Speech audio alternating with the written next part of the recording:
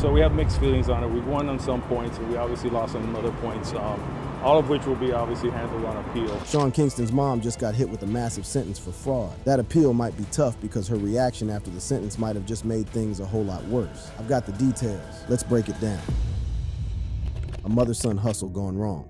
The courtroom went dead silent when Judge David S. Leibowitz dropped the gavel and sealed the deal. July 24, 2025, that's the day Janice Turner, Sean Kingston's 63-year-old OG, found out the game was over. 5 years in the feds with 3 more on papers. That's what the judge handed down to the woman prosecutors called the operator, fixer, and accountant behind some real elaborate scam shit. Now mama gotta face the reality that her criminal empire just crumbled like a stale cookie. This wasn't some petty theft from the corner store. Nah, fam. This was the spectacular downfall of a mother-son duo who played the industry like a fiddle and finessed over $1 million worth of high-end gear. We talking jewelry worth $480K, a bulletproof Caddy Escalade for $160K, custom beds that cost $86K, and a home theater system that ran $150K. These folks were living like they hit the lottery while robbing people blind. The road to this courtroom drama started way before most folks even knew who was really pulling the strings. Turner's criminal resume goes back almost 2 decades, with a bank fraud conviction in 2006 that got her 16 months in federal lockup. That earlier case involved jacking over $160K through fake loan applications, basically a warm-up for the much bigger hustle that eventually brought down both her and her son. The scheme these two were running was some next-level finessing, for real. Between April 2023 and March 2024, mama and son orchestrated a web of lies that targeted luxury vendors from coast to coast. Their game plan was slick but grimy. Sean Kingston would flex his celebrity status to build trust, while Turner handled the back end, sending fake payment receipts and bogus wire transfer documents to seal the deal. Sir, I have your attorneys, Mr. Rosenblatt, Ms. Brzezanek, on Zoom today. You are charged pursuant to a warrant as follows. Count 1, organized scheme to defraud over $50,000. When the authorities started reading off Kingston's charges, it painted a picture of some systematic criminal behavior, straight up. Each count represented not just one transaction, but a deliberate choice to run game on another victim. The 10 charges Kingston caught included organized scheme to defraud over $50K, multiple counts of criminal use of personal identification information, grand theft exceeding $100K, and most importantly, a probation violation that showed this wasn't his first rodeo with the law. Count 9, criminal use of personal identification information. Count 10, probation violation, felony. Turner's role in this whole operation was absolutely crucial, no doubt. Court evidence exposed text messages from Kingston to his moms, including one that said, "I told you to make fake receipt," proving they were coordinating this criminal activity like a tag team. She wasn't just riding shotgun. Shorty was the mastermind behind their cons, managing communications with victims and creating the fraudulent paperwork that made their whole scheme possible. The scale of their operation gets even more wild when you peep the specific items they were targeting. A $285K jewelry order here, a $160K bulletproof Cadillac Escalade there. Each purchase represented pure greed and calculated exploitation of the trust that Kingston's celebrity status gave them access to. Vendors who might have been skeptical of random customers were willing to extend credit and ship merchandise based on Kingston's fame and his mother's convincing documentation. The investigation that brought their house of cards tumbling down started with a lawsuit filed by Ver Entertainment in February 2024. The company accused Kingston of scamming them over a 232-inch television and sound system installation. But this single complaint opened up Pandora's box, revealing a pattern of similar crimes that stretched across multiple victims and jurisdictions. When the feds finally came knocking, they didn't come to play. In May 2024, Turner got arrested during a SWAT raid at Kingston's South Florida mansion, while Kingston himself got nabbed in California after a performance at Fort Irwin. Watching law enforcement dismantle their luxury lifestyle piece by piece became the perfect metaphor for their criminal empire's collapse. The federal conviction that followed was swift and merciless. After just 3.5 hours of deliberation, a jury found both Kingston and Turner guilty on 1 count of conspiracy to commit wire fraud and 4 counts of wire fraud. Each count carries a maximum penalty of 20 years in federal prison, meaning both defendants potentially face decades behind bars. Turner's sentencing hearing revealed just how desperate she'd become and the real impact of their crimes on people. In what seemed like genuine remorse, she told the court, "I'm sorry. My intention was to keep my son afloat in this difficult industry. They used him and abused him. I am am begging for mercy for me and my son. Her lawyer had requested a shorter sentence of 30 months, citing health issues and minimal criminal history. But the court's decision to impose 5 years reflected the severity of her role and her prior criminal record. The contrast between Turner's courtroom plea and the calculated nature of their crimes highlights just how deep this situation really was. While she tried to portray herself as a protective mother trying to help her son survive in a cutthroat industry, the evidence painted a completely different picture, that of a repeat offender who had graduated from small-scale bank fraud to orchestrating a $1 million criminal enterprise. As Turner begins her 5-year bid, all eyes now turn to her son, whose own fate is hanging in the balance. Currently under house arrest with electronic monitoring, Kingston awaits his August 28, 2025 sentencing, knowing that his mother's fate might be a preview of his own future. The judge's characterization of Turner as the scheme's mastermind might work in Kingston's favor, but his own criminal history and the evidence of his active participation make a lengthy sentence seem inevitable. Kingston's upbringing and family circumstances may have contributed to his later legal troubles. In his Breakfast Club interview, he described a challenging childhood marked by instability and street influences. I lived in LA one point, New York, so I got all this type of stuff. I was bad. Like, you know what I'm saying? My mom was always, she was a hustler. His rise to fame was supposed to be his ticket out the hood, but instead he and his mother used it as an opportunity to run game on people who trusted them. The streets don't forget, and now they both got to pay the price for thinking they could outsmart the system. From the block to the top to rock bottom.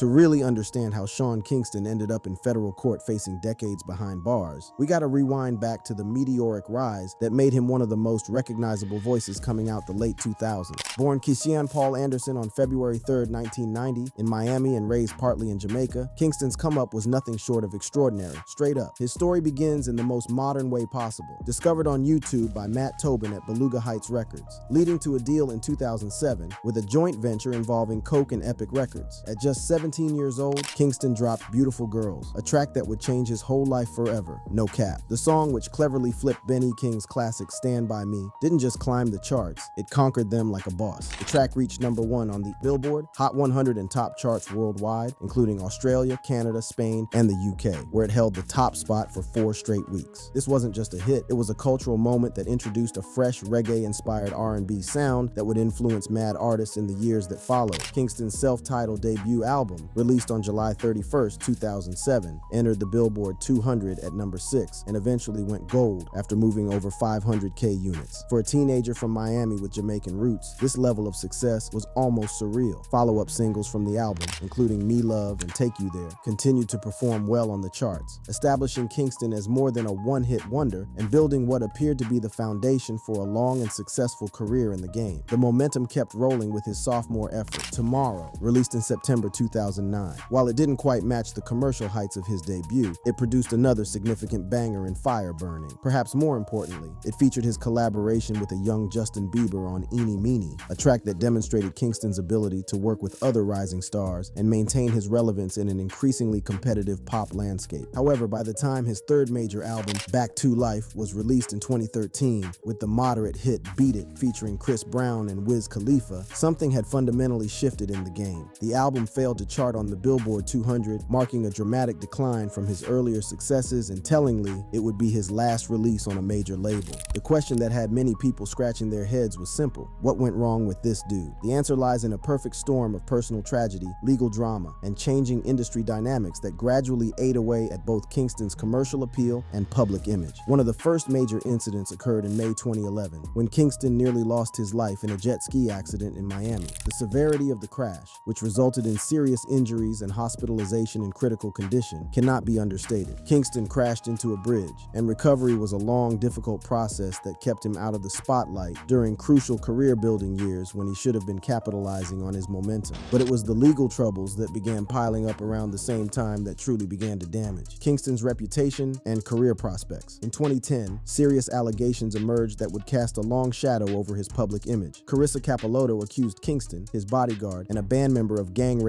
her in a Seattle hotel room after a Justin Bieber concert. While criminal charges were eventually dropped due to inconsistencies in Capilotto's statements, with Kingston maintaining throughout that any encounter was consensual, the damage to his reputation was significant and lasting. The situation resurfaced in 2013 when Capilotto filed a civil lawsuit seeking $5 million in damages. Kingston eventually settled out of court for an undisclosed amount, described as a fraction of the demanded sum, made primarily to avoid trial distractions during his tour and album release. Despite Kingston's consistent consistent denials of wrongdoing. Reports suggested some shows were canceled due to protests over the allegations. As recently as 2023, student advocacy groups at the University of Denver successfully campaigned for Kingston's removal from a music fest lineup based on these past allegations, demonstrating the lasting impact on his career opportunities and showing how the streets and the industry never really forgot. During a notable interview on The Breakfast Club, Kingston addressed these allegations head-on, defending himself and explaining how the accusations affected him personally. So I know I was innocent, and you know what I'm saying, but it was just I had to get that across to my fans, so I was really hurt about that, but there was no criminal record, so it's like, what did I do? If I really somebody, I'll be behind bars, right? Right. You know what I'm saying? So really, this girl wanted money, and it was just sad, but it happens to the best of us. The aftermath of these accusations apparently changed how Kingston operated, particularly regarding his interactions with women, as he explained later in the same interview. But the damage was done. His reputation in the industry and with the public had taken a major hit that would follow him for years. But the controversies were far from over, and the streets were watching every move. Over the following years, Kingston began accumulating what would become a substantial pattern of financial disputes and legal troubles. Between 2015 and 2022, he accumulated civil judgments totaling over $1 million for failing to pay for luxury watches and jewelry, establishing a troubling pattern of financial irresponsibility that would eventually escalate to criminal charges. This wasn't just poor money management. This was a systematic approach to acquiring luxury goods without paying for them. One particularly telling incident occurred in February 2024, just months before his arrest on fraud charges, when Kingston was sued by Ver Entertainment for not paying for luxury watches. The lawsuit claimed he falsely stated he had an ongoing working relationship with Justin Bieber for promotional videos, despite having no collaboration with Bieber since their 2010 track Eenie Meenie. This lawsuit would become part of the broader fraud allegations that led to his criminal charges, showing how his lies were finally catching up to him. The cumulative effect of these controversies undoubtedly contributed to Kingston's career decline in a major way. The allegations, which surfaced around the same time as the release of his album Back to Life in 2013, coincided with his commercial decline. That album's failure to chart suggested the accusations may have impacted his marketability and public perception. Online discussions have highlighted the impact of these controversies, noting canceled shows and diminished opportunities that left Kingston scrambling to maintain his lifestyle. Beyond the controversies and legal issues, industry dynamics also played a significant role in Kingston's career trajectory. The pop music landscape requires constant hits to maintain relevance, and Kingston's lack of significant releases post-2013, combined with his accumulating legal troubles, likely sealed his decline. The rapid evolution of musical tastes and the emergence of new artists and styles further contributed to Kingston's fading presence in the mainstream music scene. But instead of adapting to these changes, Kingston and his mother chose to run cons on the very industry that had given him success. Family dynamics have played a complex and ultimately destructive role in Kingston's trajectory. His mother, Janice Turner, has been deeply involved in his professional life, serving as what Kingston himself described as his momager during his Breakfast Club interview. My mom is,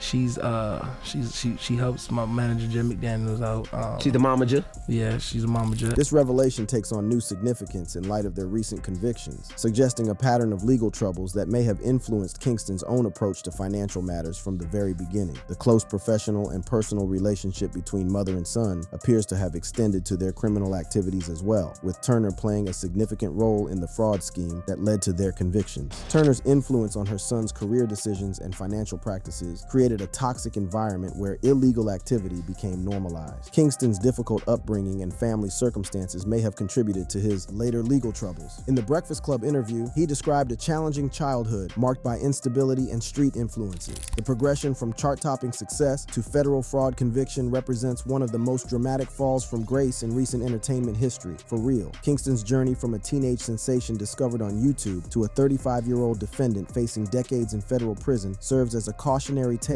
about the dangerous intersection of fame, family dysfunction, and financial desperation. What makes it even more tragic is that Kingston had legitimate talent and could have sustained a career through music alone, but the quick money mentality and his mother's criminal influence derailed everything. The fraud conviction has immediately impacted Kingston's already struggling career, with reports indicating that he has been unable to produce income since being placed on home detention, as most of his job offers involve appearing at concerts outside his district. This economic isolation, while under house arrest has only added to the pressure facing someone whose financial troubles helped drive him to criminal behavior in the first place. The irony is that his house arrest prevents him from doing the one thing he's actually good at, performing music. The worst part is that this isn't the first time Kingston and his mother made headlines for controversies similar to this. They've been running variations of the same game for years, getting bolder with each successful con until they finally got caught. Same hustle, different day. The pattern that never stopped. Back in 2006, before Kingston even blew up in the music scene, Turner had already pled guilty to bank fraud and filing fraudulent loan applications, straight up finessing financial institutions out of over $160K. She caught 16 months in federal lockup and served her time, getting released in March 2007, right when Kingston's music career was about to take off. This conviction established a pattern of financial misconduct that would later entangle both mother and son, raising serious questions about Turner's influence on Kingston's business dealings from day one. Her early criminal record became a focal point in later cases, with prosecutors pointing to it as evidence that Shorty had a history of running game on people and institutions. While no major legal cases emerged during his early success in 2010, industry insiders and media outlets noted that Kingston's lavish lifestyle, marked by luxury whips, jewelry, and extravagant purchases, often seemed to outpace his earnings as a young artist trying to make it. Speculation about mismanagement or questionable financial practices began to circulate, though these remained unsubstantiated at the time. Kingston's youth and rapid rise to fame made him a target for scrutiny, with some suggesting that Turner, as his manager and confidant, played a significant role in his financial decisions from the jump. The first major public scandal involving both Kingston and Turner dropped in 2015, when a New York City federal court lawsuit accused them of failing to pay $356K for customized watches. The plaintiff, a luxury goods vendor, alleged that Kingston and Turner acquired the watches through deceptive means, promising payment that never came through. The court ruled in favor of the plaintiff, ordering Kingston and Turner to settle the debt. This case marked the beginning of a recurring theme: allegations of acquiring high-end gear without fulfilling payment obligations. The lawsuit got media attention, casting a shadow over Kingston's public image and raising questions about his financial stability and whether he was really as successful as he appeared to be. Following the watch lawsuit, additional financial disputes started popping up like weeds in the hood. In 2016, a Miami-based car dealership claimed Kingston failed to pay for a leased luxury vehicle, though this case didn't escalate to the same legal prominence as others. By 2017, reports of unpaid bills and disputes with vendors began to pile up, with some sources alleging that Kingston and Turner used his celebrity status to secure goods and services on credit, only to default on payments like it was nothing. These incidents, while less documented than later scandals, contributed to a growing narrative of financial irresponsibility in the hood and industry circles. Turner's role as Kingston's business manager came under scrutiny, with critics suggesting her oversight, or lack thereof, enabled these disputes to keep happening without consequence. In 2018, a New York jeweler filed a lawsuit against Kingston and Turner, accusing them of scamming the store out of $301K worth of jewelry, including 9 high-value items that would make any rapper jealous. The plaintiff alleged that the duo used fraudulent payment promises to obtain the jewelry, failing to settle the debt like they promised. The lawsuit painted a picture of deliberate deception, with Kingston allegedly leveraging his fame to gain trust while Turner handled the logistical aspects of the transactions like a seasoned con artist. The case was settled in favor of the jeweler, further damaging Kingston's reputation and reinforcing the perception of a pattern of fraudulent behavior that was becoming impossible to ignore.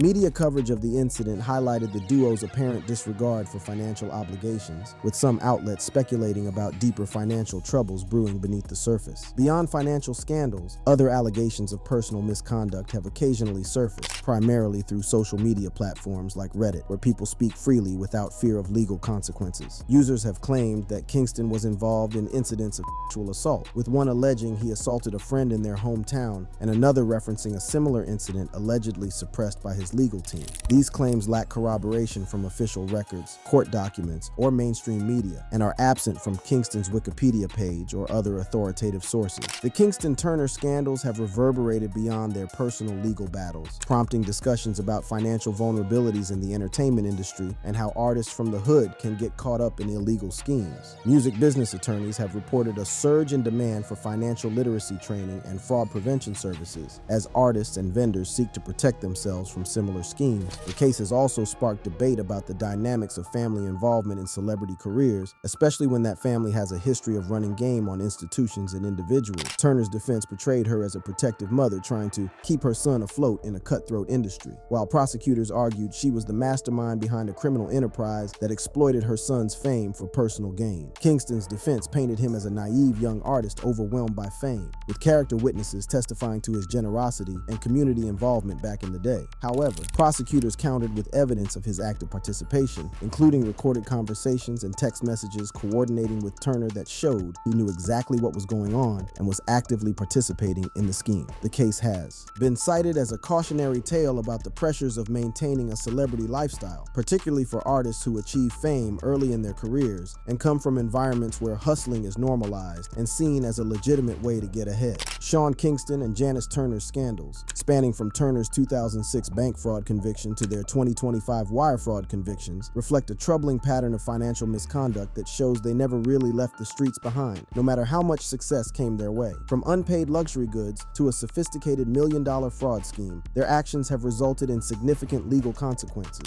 including Turner's 5-year prison sentence and Kingston's impending sentencing. The pending state charges and appeals ensure that their legal saga is far from over, and the culture is watching to see how this all plays out in the coming months. This whole situation serves as a stark reminder that fame and success don't automatically change someone's character or decision-making process. Kingston had every opportunity to build a legitimate, sustainable career in music, but the lure of quick money and his mother's criminal influence led them down a path that ultimately destroyed everything they had worked to build. The streets don't forget, and neither does the legal system. Thanks for watching, fam. Check out other content on the screen and keep it real.